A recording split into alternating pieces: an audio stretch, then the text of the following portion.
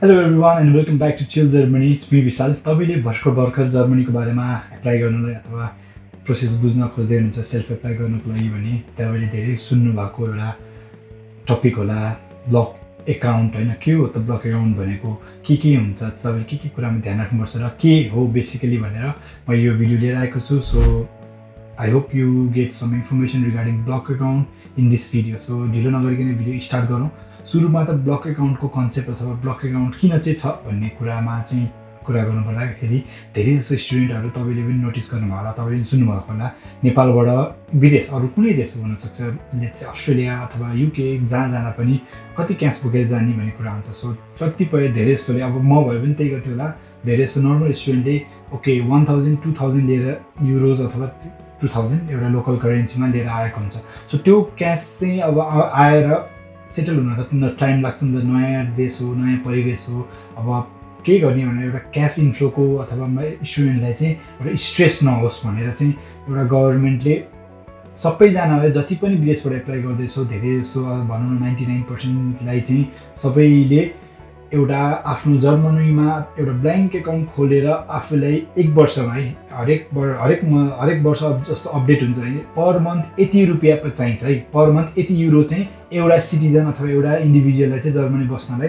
चाहिन्छ भन्ने एउटा अमाउन्ट फिक्स गरिदिएको हुन्छ फर एक्जाम्पल त्यो हुन सक्यो 950 980 हैन त्यति चाहिँ पर मन्थ चाहिन्छ सो यतिलाई चाहिँ एक वर्ष पुग्नलाई मल्टिप्लाइड बाइ 12 चाहिँ कुनै पनि एप्लिकेन्टले विदेशबाट अथवा नेपालबाट हुन सक्छ इन्डियाबाट हुन सक्छ जहाँबाट पनि एप्लाई गर्दाखेरि जर्मनीमा एउटा ब्याङ्क एकाउन्ट खोलेर हाल्नु पर्छ त्यो चाहिँ त्यति पैसा लिएर आउनु पर्छ सो दैट आएको एक वर्ष चाहिँ एउटा उलाई फाइनान्शियल स्ट्रेस अथवा फाइनान्शियल बर्डन नहोस् अथवा त्यसले गर्दाखेरि टेन्सनमा नहोस् स्टुडेन्ट र पढाइमा फोकस गर्न सकोस् भनेर सो किन भन्दा अप्सनल बनायो भने कसैले लिएर आउँछ कसैले लिएर आउँदैन कोहीले भनौँ न कोही स्पेशल केसमा एकदमै त्यसले गर्दाखेरि मेन्टल स्ट्रेस पनि पर्न जाने काम हुँदा सबैजना ल्याउनु पर्छ भनेपछि त सबैजनाले लिएर आउँछ नि त so it creates a safety net for everyone भन्ने कन्सेप्टले चाहिँ गभर्नमेन्टले यो बनाएको हो सो यो चाहिँ एक्ज्याक्टली यति अमाउन्ट हुन्छ भनेर तपाईँले चाहिँ इन्टरनेटमा खोज्नु होला मैले यो भिडियो बनाउँदाखेरि 988 समथिङ छ भने त्यो चाहिँ अब inflation rate per year inflation rate कति बढ्दै जान्छ त्यतिले चाहिँ अब त्यो एमाउन्ट चाहिँ इन्क्रिज हुँदै जान सक्छ फर एक्जाम्पल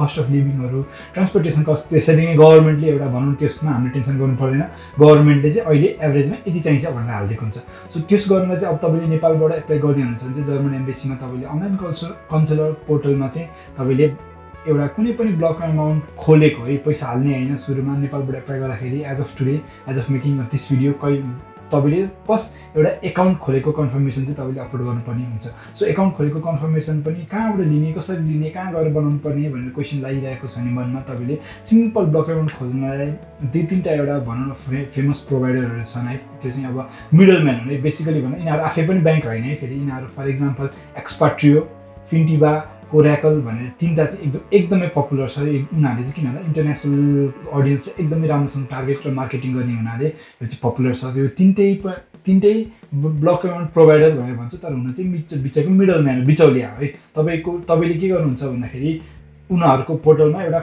एकाउन्टको लागि एउटा फर्म भर्नुहुन्छ अथवा एकाउन्ट क्रिएट गर्नुहुन्छ भने उनीहरूले चाहिँ एउटा फर एक्जाम्पल फिन्टिबाको एक्सियन ब्याङ्क भन्ने अथवा कुनै पनि यहाँ भएको सुटर ब्याङ्क भन्ने छ एक्सियन ब्याङ्क चाहिँ सायद एक्सपर्ट्रीको हो फिन्टिबाको सुटर ब्याङ्क भनेर छ त्यो ब्याङ्कमा चाहिँ उनीहरूले अब फरवर्ड गरिदिन्छ तपाईँले त्यसमा केही पनि टेन्सन गर्नु पर्दैन फरवर्ड गरिदिन्छ बेसिकली तपाईँले अनलाइन पोर्टलमा जाने फर्म भर्ने ओके मलाई मेरो नाम यो हो यो युनिभर्सिटीमा मैले एडमिसन पाएको छु ब्याचलर मास्टर्स गर्नलाई यो सेमेस्टरमा गर्ने भनेर तपाईँले एउटा आफ्नो डिटेल हालेपछि तपाईँको इन्फर्मेसन उनीहरूले फरवर्ड गरिदिन्छ त्यसपछि एउटा अर्डर कन्फर्मेसन भन्ने एउटा पिडिएफ जेनेरेट गरिदिन्छ फिन्टिबाले चाहिँ तपाईँले एक्सपर्टियर केसमा चाहिँ गएर इनिसिएट पेमेन्ट भनेर गर्नुपर्ने हुन्छ त्यसपछि ओके यो मान्छेको यो हो यो डिटेल हो यो यसमा पैसा यति हाल भनेर एउटा पैसाको लागि एउटा पिडिएफ दिन्छ तपाईँले सिम्पल त्यही नै अपलोड गर्दा हुन्छ है ब्लकिङ एकाउन्ट खोलेको कन्फर्मेसनमा अब के हो त ब्लक एकाउन्ट भनेर अझै फर्दर बुझ्नु तपाईँले ब्लक एकाउन्टको बारेमा डकुमेन्ट त पाउनुभयो तपाईँले ब्लक एकाउन्टमा अब एम्बेसीमा इन्टरभ्यू दिनुभयो भने एम्बेसीबाट चाहिँ ओके नाउ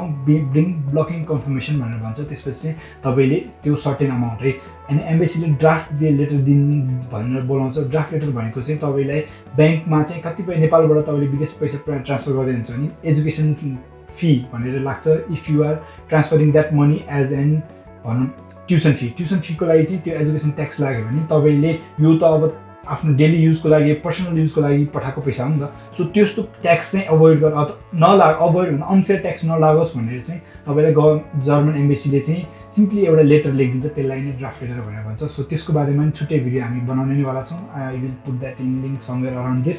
सो तपाईँले ड्राफ्ट लेटर लिएर गएर ब्याङ्कमा गएर सिम्पली अमाउन्ट ट्रान्सफर गर्नुपर्ने हुन्छ। अनि एम्बेसी र फिन्टी अथवा कुनै पनि ब्लक अमाउन्ट प्रोभाइडरले यति ब्लक अमाउन्टले लेट्स से 12,200 ट्रान्सफर गर भनेको छ भने एम्बेसीले 12,500 सम्म चाहिँ यसलाई ट्रान्सफर गर्न दे है भनेर लेखिदिएको हुन्छ ड्राफ्ट लेटरमा। सो तपाईँले मिनिमम चाहिँ त्यो जति पनि आफ्नो ब्लक अमाउन्ट प्रोभाइडर फिन्टी वा एक्सपर्टियोले जति भनेको छ त्यति चाहिँ तपाईँले मिनिमम गर्नु पर्यो।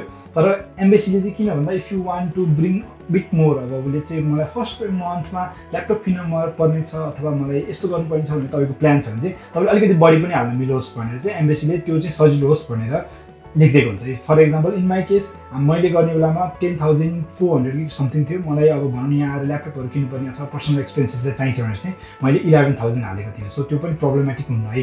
त्यो चाहिँ एम्बेसीले जहिले पनि जहिले पनि अलिकति बढी चाहिँ लेखिदिन्छ। तर तपाईँले मिनिमम चाहिँ गभर्मेन्ट प्रोभाइडरले भनेको जति चाहिँ उनीहरूको एकाउन्टमा पुग्नु पऱ्यो। फेरि त्यहाँ पनि टेक्निकलिटी छ कि तपाईँले ब्याङ्कमा नेपालबाट ट्रान्सफर गर्दा चाहिँ पैसा काट्छ, उनीहरूले सर्टेन एउटा थोरै चार्ज त काट्छ, त्यो चाहिँ मेरो तर्फबाट काट त्यति पैसा चाहिँ पुग्नु पऱ्यो भनेर तपाईँले ट्रान्सफर गर्नुपर्ने हुन्छ।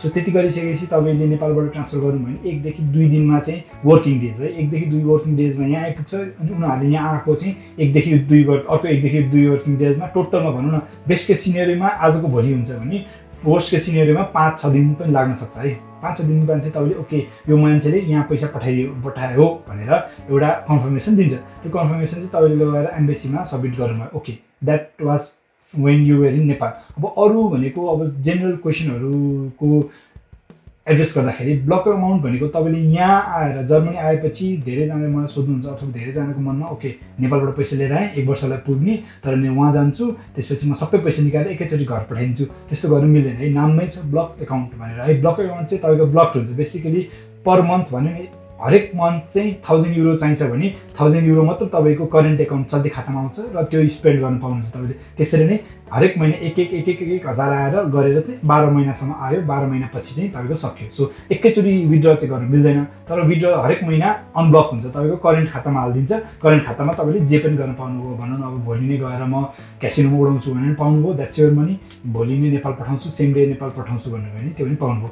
जेनरली नेक्स्ट मन्थ हो, फर इक्जाम्पल अब अहिले डिसेम्बर चलिरहेको छ भने जनवरीको लागि चाहिँ यो डिसेम्बरको 28 गतेदेखि लिएर 30 गतिको बिचमा अगाडि नै हालिदिइसक्छ है। So that you can manage your expenses. For example अब नेक्स्ट मन्थको भाडा तिर्नुपर्ने छ, 1 गते तिर्नुपर्छ, 2-3 गते हालेर त काम लागेन। सो त्यस्तोमा चाहिँ फिन्टिबाको केसमा चाहिँ आई युज फिन्टिबा and expected as well. So दुइटै केसमा चाहिँ अलिकति 1-2 दिन एडभान्समा हालिदिन्छ towards the end of month. कसैले 25 गते हालिदिन्छ कुनै मन्थ भने, कुनै मन्थ 28 गते हालिदिन्छ। So that you can manage your expenses है। त्यो भयो ब्लक अमाउन्ट। अनि अर्को क्वेसन हुन्छ त्यहीसँग रिलेटेड, यहाँ आएर ओके फर्स्ट वर्षको त मैले लिएर आएँ, यहाँ आएर नि फेरि बनाउनुपर्छ नेक्स्ट लेट्स चाहिँ भिजा त नेपालबाट 1 वर्षको हुन्छ।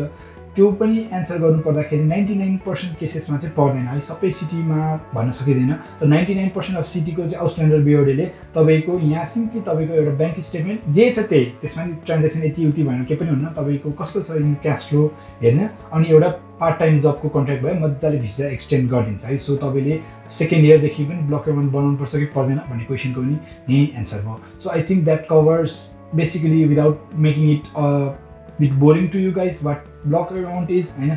स्टिल केही क्वेसन छ, केही डाउट छ भने of course you can put down in comment. हाम्रो डिस्कस च्यानलमा तपाईँले पोस्ट गर्न सक्नुहुन्छ। केही राम्रो एउटा कुनै भनौँ न मैले केही छुट्याएँ भने चाहिँ त्यहाँ सजेसन दिनु होला। म यसरी नै सानो एउटा भिडियो बनाएर तपाईँहरूलाई पोस्ट गर्ने अथवा सबैजनालाई हेल्प होस् भनेर एउटा सेयर गर्ने काम गर्ने नै वाला छु।